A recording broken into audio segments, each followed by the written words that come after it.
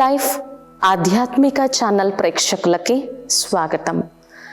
మానస కార్యక్రమానికి సుస్వాగతం. ఈరోజు ఆలోచన లేదా సంకల్పము అనేది చాలా గొప్పది. సంకల్ప శక్తి ఎంత గొప్పది అని అంటే, మనం ఎంత మంచి ఆలోచనలని, శుద్ధ సంకల్పాలని చేస్తామో మన మనస్సు అంత ప్రశాంతంగా ఉంటుంది, మనమంతా ఆరోగ్యంగా ఉంటాము. కానీ ఈరోజు అటువంటి పరిస్థితి లేదు. మనం ఎక్కడికి వెళ్ళినా, ఎవరిని చూసినా కానీ నెగటివ్ మాట్లాడటము, ఎక్కువగా నెగటివ్ థింక్ చేయటము, దీంతో మనుషులు వాళ్ళ యొక్క ఒత్తిడిని, సంఘర్షణని పెంచుకుంటున్నారు. మరి ఇంకా అతి ముఖ్యమైనటువంటిది ఓవర్ థింకింగ్ డిసార్డర్. అసలు అతిగా మనం ఎందుకు ఆలోచిస్తున్నామో, అతిగా ఆలోచించడానికి గల కారణాలు ఏంటి, మనస్సుని అతిగా ఆలోచించకుండా చేయాలి అని అంటే ఎటువంటి స్టెప్స్ని, ఎటువంటి సైకలాజికల్ టెక్నిక్స్ని లేదా శ్రీమద్ భగవద్గీతలో పరమాత్ముడు తెలియచేసినటువంటి గీతా జ్ఞానాన్ని ఒక్కసారైనా మనం ఆలోచించినా, విన్నా మన మనస్సుని ఆ ఓవర్ థింకింగ్ డిజార్డర్ నుంచి ప్రొటెక్ట్ చేసుకొని ఎంతో హాయిగా ఉండగలము.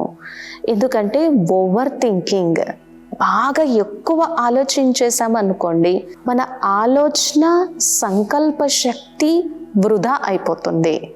మరి అతిగా అసలు ఎందుకు ఆలోచిస్తున్నాము అంటే, ఫస్ట్ దానికి సైకలాజికల్ రీజన్స్ ఏంటంటే, గతంలో జరిగినటువంటి చేదు అనుభవాలు కావచ్చు, భవిష్యత్తు కోసం ఏదైనా చాలా ఇన్సెక్యూరిటీ ఉండొచ్చు, లేదా పూర్వం సమస్యలు కానీ పరిస్థితులు కానీ ఎదుర్కొన్నప్పుడు మన మనస్సు బాగా బాధపడి ఆలోచించి ఆ యాంగ్జైటీని కానీ ఆ స్ట్రెస్ని కానీ క్రియేట్ చేస్తే, అప్పుడు మనము తెలియకుండానే మళ్ళీ తిరిగి అటువంటి పరిస్థితి వస్తుందేమో అని ఆలోచిస్తూనే అతిగా ఆలోచిస్తూ ఉంటాము. సో మనం అతిగా ఆలోచించడానికి కారణం ఇది. గతంలో జరిగింది మళ్ళీ తిరిగి రిపీట్ అవ్వచ్చేమో అని భవిష్యత్తు కోసం ఉన్నటువంటి ఒక ఇన్సెక్యూర్ ఫీలింగ్ కావచ్చు. మరి ఇది ఎలా కంట్రోల్ అవుతుంది, ఇది ఎలా తగ్గుతుంది? ఇది తెలుసుకున్నంత మాత్రాన కంట్రోల్ అవ్వదు, తగ్గదు. దీనికోసం ఏం కావాలి? మన మనస్సుని శక్తిశాలిగా చేసుకోవాలి. మనస్సుని శక్తిశాలిగా చేసుకోవాలి అని అంటే దానికి నాలెడ్జ్, జ్ఞానం కావాలి. మన మనస్సుని ఉన్నతోన్నతంగా చేసి మనస్సుని చాలా స్టేబుల్గా, స్ట్రాంగ్గా చేయగలిగినటువంటి పరమాత్మతో కనెక్షన్ ఉండాలి. నా భవిష్యత్తు చాలా అంటే చాలా ఉజ్వలంగా ఉంటుంది, నా భవిష్యత్తు ఉజ్వలంగా ఉండడానికి కావలసిన శ్రేష్ఠ కర్మల్ని, పుణ్యకర్మల్ని నేను చేస్తాను అనేటువంటి భావనని మనలో మనం పెంచుకున్నప్పుడు ఆ భయం తగ్గుతుంది. దీని కారణంగా మనము అతిగా ఆలోచిస్తూ ఉంటాము. సో అప్పుడు ఏమవుతుంది? మన సంకల్ప శక్తి వృధాగా పోతుంది. బండి కూడా, అది కారు కావచ్చు, ఏ వెహికల్ అయినా కావచ్చు, చాలా ఫాస్ట్గా స్పీడ్లో వెళ్తుంది అనుకోండి, ఒక్కసారి బ్రేక్ వేయడం కష్టమవుతుంది. అది స్లో మోషన్లో వెళ్తున్నప్పుడే బ్రేక్ వేయడం ఈజీ అవుతుంది. అలాగే మన మనస్సు కూడా ప్రతిదానికి ఎక్కువగా రియాక్ట్ అవుతూ అతిగా ఆలోచించింది అనుకోండి, దానికి బ్రేక్ వేయడం కష్టమవుతుంది. కాబట్టి ఎందుకు ఆలోచిస్తుంది అని తెలుసుకున్నప్పుడు దానికి నివారణ చేసి మనం ముందుకు వెళ్ళచ్చు. ఇక రెండవది, అసలు మనస్సు ఎందుకు ఎక్కువగా ఆలోచిస్తుంది అని అంటే పర్ఫెక్షనిస్ట్. అంటే కొంతమందిలో ఎటువంటి సంస్కారం ఉంటుందంటే, ఇది ఇలాగే పర్ఫెక్ట్గా, ఖచ్చితంగా, నీట్గా ఉండాలి. ఎక్కడ ఏ వస్తువు పెట్టామో అది అక్కడే అలాగే ఉండాలి. ఈరోజు నేను నిన్ను 9ంటికి ఖచ్చితంగా కాన్ఫరెన్స్కి రమ్మన్నాను, మీటింగ్కి రమ్మన్నాను, ప్రోగ్రామ్కి రమ్మన్నాను, ఖచ్చితంగా 9ంటికి ఉండాలి. అంటే అట్లాగా పర్ఫెక్షనిజం ఖచ్చితంగా ఉండాలి. కొంచెం అటు ఇటు అయినా కూడా వాళ్ళ మైండ్ వాళ్ళలో ఉన్నటువంటి ఆ సంస్కారము యాక్సెప్ట్ చేయదు. అంటే ఒక్కసారి ఇలా ఉండాలి అని మనం అనుకుంటాం, అటువంటి ప్రవర్తననే ఇతర వ్యక్తుల నుంచి కూడా ఎక్స్పెక్ట్ చేసేటువంటి యాటిట్యూడ్ ఉన్నప్పుడు కూడా ఎక్కువ ఆలోచిస్తూ ఉంటాం. ఎందుకు వీళ్ళు ఇలా చేస్తారు, ఎందుకు వీళ్ళు ఎన్నిసార్లు చెప్పినా అర్థం చేసుకోరు, ఎందుకు వీళ్ళు ఇలా బిహేవ్ చేస్తూ ఉంటారు, సో వీళ్ళు మరలా తిరిగి ఈ విధంగా ఉండాలి అని అంటే ఏం చెయ్యాలి, పిల్లలు కూడా ఎందుకు చెప్పినటువంటి మాట వినరు. ఈరోజు మనం చాలా అబ్జర్వ్ చేస్తూ ఉంటాం కదా, వెనుకటి కాలంలో విద్య అని అంటే మన మనస్సుని మన బుద్ధిని ఉన్నతోన్నతంగా చేసుకోవడం అన్నమాట. కానీ ఈరోజు పిల్లల్లో కూడా ఎంత ఒత్తిడి, సంఘర్షణ, వాళ్ళు వాళ్ళ యొక్క మార్క్స్ షీట్ తీసుకొని 93, 94 మార్క్స్తో మంచి పర్సంటేజ్తో పేరెంట్స్ దగ్గరకు వచ్చినప్పుడు పేరెంట్స్ ఏం చెప్తూ ఉంటారు, నీకు ఎన్ని మార్క్స్ వచ్చాయి, 93 లేదా 94. పక్కన ఉన్నటువంటి వాళ్ళకి ఎన్ని మార్క్స్ వచ్చాయి, 96 లేదా 97. అటు ఉన్నటువంటి వాళ్ళకి ఎన్ని మార్క్స్ వచ్చాయి, 98. అంటే ఎప్పుడైతే మనము ఇతరులతో కంపేర్ చేస్తామో ఆ కంపారిజన్ యాటిట్యూడ్ లేదా సంస్కారం అనేది పిల్లల్లో డెవలప్ అవుతుంది అన్న విషయాన్ని మనం మర్చిపోతున్నాం. వాళ్ళు ఇంకొంచెం మోటివేట్ అవడానికి, ఇన్స్పైర్ అవడానికి, లేదా వాళ్ళ యొక్క సెల్ఫ్ ఎస్టీమ్ లేదా ఆత్మగౌరవాన్ని చక్కగా కాపాడుకోవడానికి ఒక రకమైనటువంటి మానసిక స్థితి తయారు కాదు అన్న విషయాన్ని మర్చిపోతున్నాం. ఇక్కడ ఏంటి, పర్ఫెక్షన్. మా పిల్లలు చాలా పర్ఫెక్ట్, మార్క్స్లో పర్ఫెక్ట్, అన్నిట్లో పర్ఫెక్ట్. తక్కువ మార్క్స్ వస్తే యాక్సెప్ట్ చేయలేము.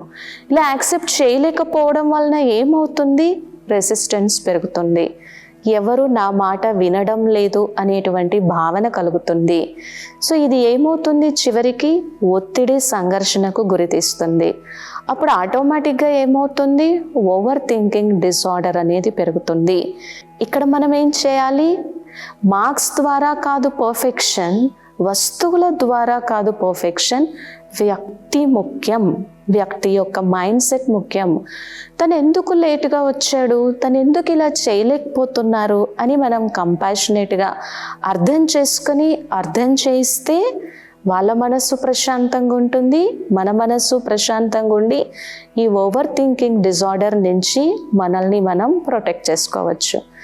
ఇక మూడవ రీజన్, మనస్సు ఎందుకు అతిగా ఆలోచిస్తుంది అని అంటే నెగటివ్ థింకింగ్. వాస్తవానికి మనస్సుకి పాజిటివ్ కంటే, సత్యత కంటే, జ్ఞానయోగాల కంటే వ్యర్థమే ఎక్కువ ఇష్టం అనిపిస్తుంది. అది మనస్సు యొక్క నైజం, అది మనస్సు యొక్క స్వభావము. వ్యర్థము, నెగిటివ్ థింకింగే ఎక్కువగా దానికి ఇష్టం అనిపిస్తుంది. వాళ్ళతో మాట్లాడుతూ, వీళ్ళతో మాట్లాడుతూ దానిలోనే అది సమయం అంతా కూడా గడిపేయాలని చూస్తుంది. అది మనస్సు యొక్క స్వభావము, మనస్సు యొక్క నేచర్ అదే. ఇక్కడ మనం మనస్సు యొక్క స్వభావాన్ని, నేచర్ని ఇప్పుడు అర్థం చేసుకున్నాం కదా. సో ఇప్పుడు ఈ థింకింగ్ ప్యాటర్న్ని మనం బ్రేక్ చేయాలి. మనల్ని మనం ఉన్నతోన్నతంగా చేసుకోవాలి, మనల్ని మనం ఉన్నతోన్నతంగా ఉద్ధరణ చేసుకోవాలి. అంటే ఇక్కడ నెగటివ్ థింకింగ్ తగ్గాలి, పాజిటివ్ థింకింగ్ పెరగాలి, మంచి ఆలోచన విధానం పెరగాలి. అప్పుడు ఏమవుతుంది అని అంటే ఈ ఓవర్ థింకింగ్ డిసార్డర్ని మనం తగ్గించుకోవచ్చు. అందుకనే మనకి శ్రీమద్ భగవద్గీతలో 2వ అధ్యాయంలో పరమాత్మ ఎంత చక్కటి మహావాక్యాన్ని మనకి తెలియజేస్తారు అని అంటే, యోగస్థః కురు కర్మాణి సంగం త్యక్త్వా ధనుంజయ సిత్యా సమోభూత్వా సమత్వం యోగ ఉచ్యతే. సో ఇప్పటి వరకు మనం చెప్పుకున్నటువంటి ఈ సైకలాజికల్ నేచర్ కానీ స్వభావాన్ని కానీ మనం తగ్గించుకొని ఎవరు ఎలా ఉన్నా యాక్సెప్ట్ చేస్తూ మన మైండ్ సెట్ అనేది డిస్టర్బ్ అవ్వకుండా ఉండాలి అని అంటే యోగస్థః కురు కర్మాణి సంగం త్యక్త్వా ధనుంజయ. నువ్వు ఏ కర్మ చేసినా కూడా యోగయుక్త స్థితిలో ఉండి కర్మ చేయి. ఇక్కడ యోగము అనంటే అలాగే కూర్చొని గంటలు గంటలు ఉండటం కాదు, అది ఎవ్వరికీ సాధ్యం కాదు. ఈ రోజు ఉన్నటువంటి పరిస్థితుల్లో ఎన్ని ఆరోగ్య సమస్యల దృష్ట్యా అసలు ఎవరికీ కూడా సాధ్యం కాదు. ఇక్కడ యోగము అనంటే మనం ఏం చేస్తున్నా కానీ మన మనస్సు పరమాత్మతో కనెక్ట్ అవటం. ఉదాహరణ కోసం ఈరోజు మన పిల్లలు ఎక్కడో యుఎస్లో, యునైటెడ్ స్టేట్స్ ఆఫ్ అమెరికా కానీ, కాలిఫోర్నియా కానీ, లేదా ఆస్ట్రేలియా కానీ ఇంకెక్కడైనా ఉన్నారనుకోండి, వాళ్ళు రోజు ఖచ్చితంగా 8:30కో 9కో మనకి కాల్ చేస్తున్నారు అనుకోండి. 2 రోజులు వాళ్ళు మనకి కాల్ చేయలేదనుకోండి, 3వ రోజు అసలు మన మనస్సు ఇంకా దేని మీదైనా శ్రద్ధ చూపుతుందా? మన మనస్సుకి ఇంకా వేరే ఏదైనా వ్యాపకం గుర్తొస్తుందా? రాదు. ఎందుకంటే అది ప్రేమ, ఒక బాండింగ్, ఒక కనెక్షన్. దాన్ని ఎవరూ సెపరేట్ చేయలేరు.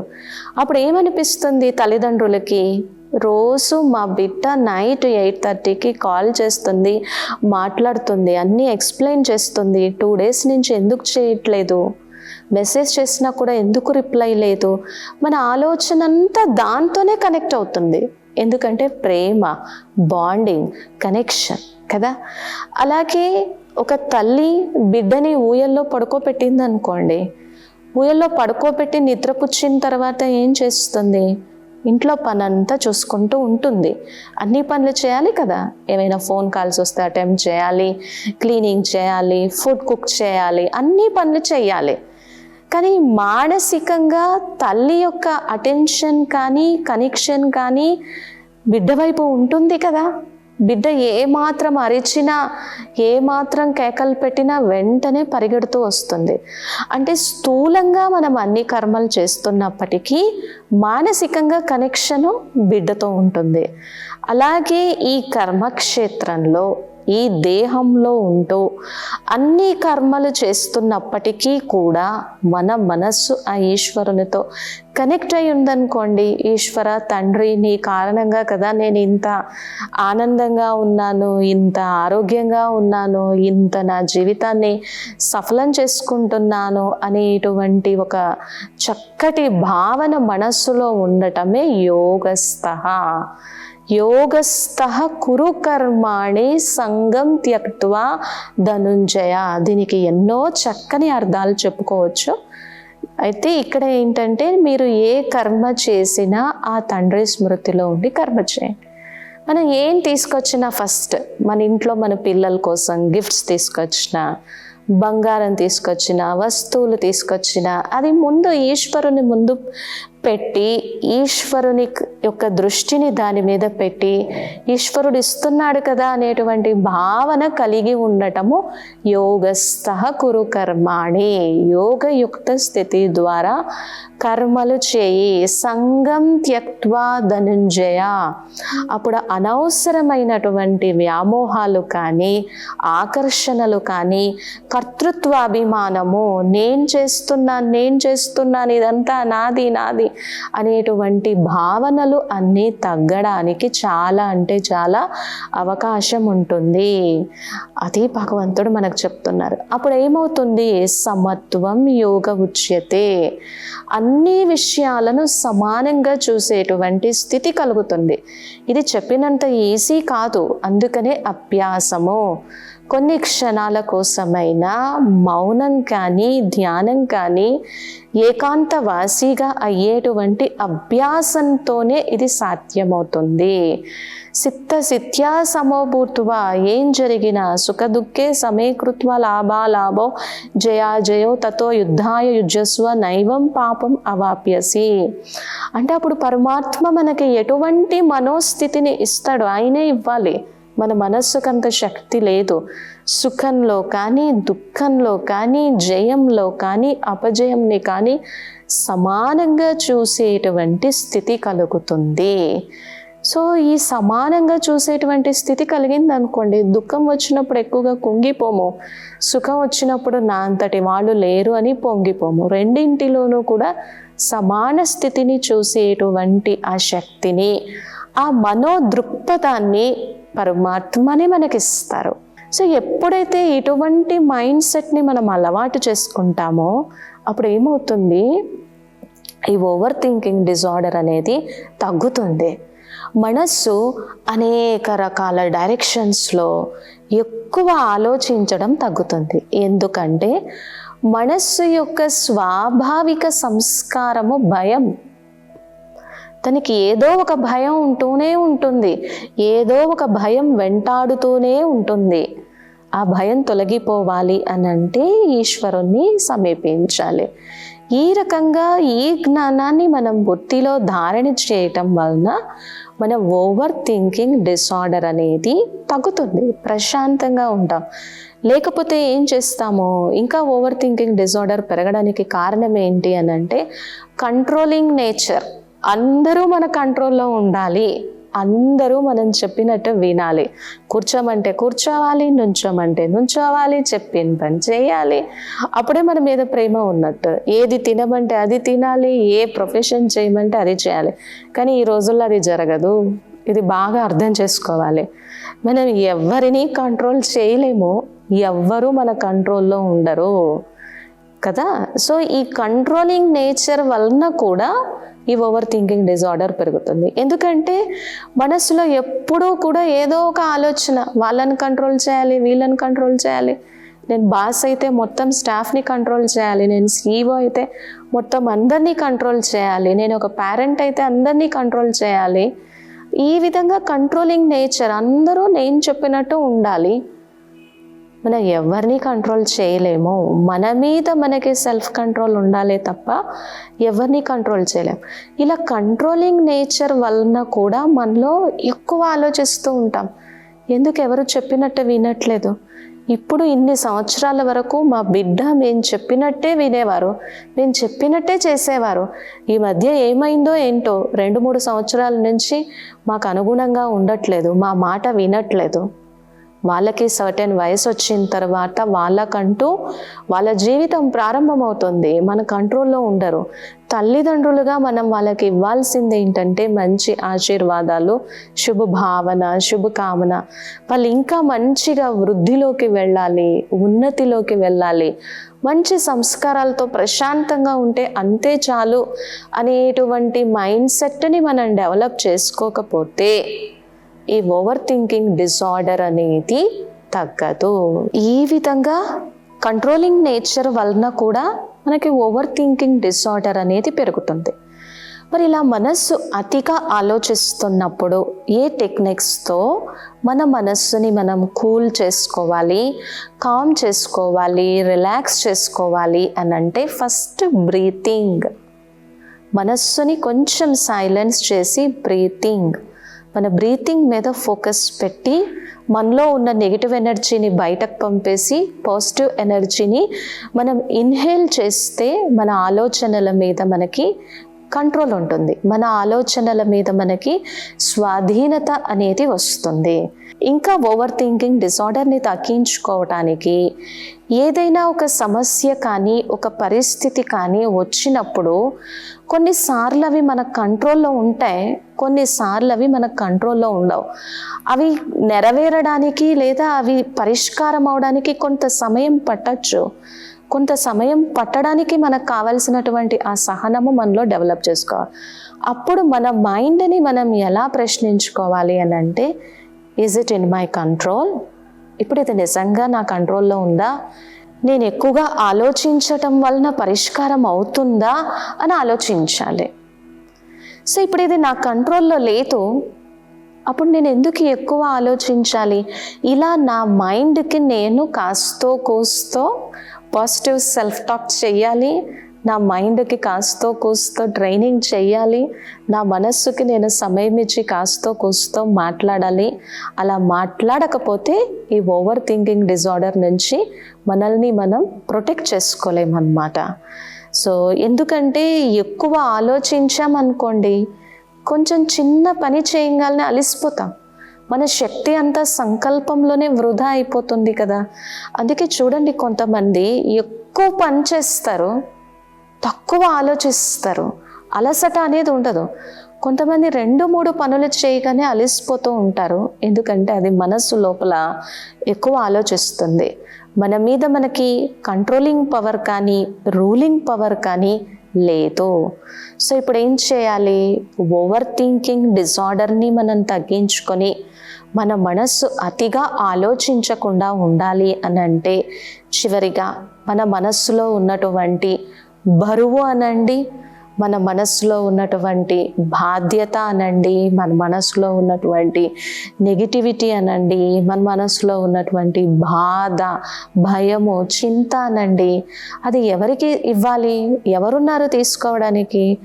ఒక్క పరంపిత పరమాత్మ దయాక కరుణాక సాగర్ సర్వేశ్వరుడు తప్ప. సో కొన్ని క్షణాల కోసమైనా ఆధ్యాత్మికతని, ఆధ్యాత్మిక విలువల్ని మన జీవితంలో అలవరుచుకుంటూ మనస్సుని ప్రశాంతం చేసుకొని ఏ రోజుకి ఆ రోజు మన మనసులో ఉన్నటువంటి నెగిటివిటీని తగ్గించి సర్వధర్మాన్ పరిత్యజ్యంచ మామేకం శరణం రచ, నీవే నా ఆశ్రయము, నీవే నా శరణు, నీవే నాకు రక్షకుడివి, నీవే నాకు జీవన ప్రదాతవి అని కొన్ని క్షణాల కోసమైనా మనస్సుని ఈశ్వరునితో కనెక్ట్ చేసి ఈ బరువు బాధ్యతలని ఆయనకు అప్పగించి అతిగా ఆలోచించేటువంటి సంస్కారాన్ని కూడా ఆయనకు అప్పగించి మన మనస్సుని ప్రశాంతంగా చేసుకోవాలి. ఈరోజు మానస కార్యక్రమంలో అసలు మనస్సు అతిగా ఆలోచించడానికి గల కారణం ఏంటి, అతిగా ఆలోచించకుండా ఉండాలి అని అంటే ఏ సైకలాజికల్ స్టెప్స్ తీసుకోవాలి అనేటువంటి అంశం చూసాము. మరొక దివ్య అంశంతో నెక్స్ట్ ఎపిసోడ్లో కలుద్దాం.